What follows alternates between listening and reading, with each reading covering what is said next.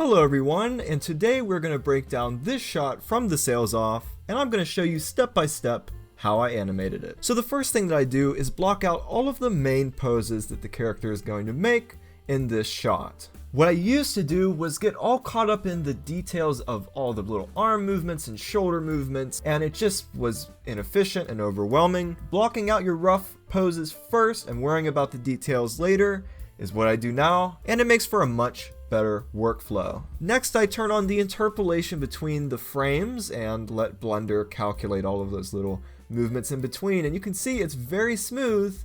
Too smooth, actually. It's super robotic looking and the timing is a bit off. So now it's time to go in and really fine-tune Watterson's motions. And this is what it looks like after that step, and you can see that I've added Vincent's movements in as well. Now you can obviously see that we're missing a very important piece of the puzzle, and that's the facial animation. They're not emoting with their faces at all. Most times I like to start out with the body movements first because, and this is a trick that I learned from Pixar, if you find that their body language is conveying what they're trying to say, then when you add the facial expressions, it's really going to work. So the next thing I did was animate Watterson's face. You can see here that it's in a separate file, and you can see I just took a screenshot from my rough animation just to get an idea of where Watterson needs to be looking in the scene. I've also done the very same for Vincent, and in this shot he doesn't speak. And you might think that'd be easier, but oftentimes I find it harder to animate just because I really have to get in Vincent's head and think about what subtle movements, nothing over exaggerated, just subtle things he's going to do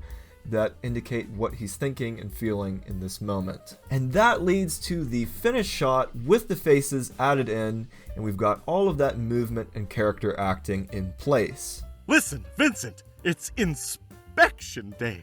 Don't you know what that means? And of course, for continuity, I'm always referencing the shot before it and the shot right after it to make sure that their expressions match and just that everything continues on as it should. And that's the standard process for animating a shot in the Sails Off. I hope that that gives you a little bit of insight into how these animations are made. Maybe you were able to pick up a few tips to make animating a little bit easier for you.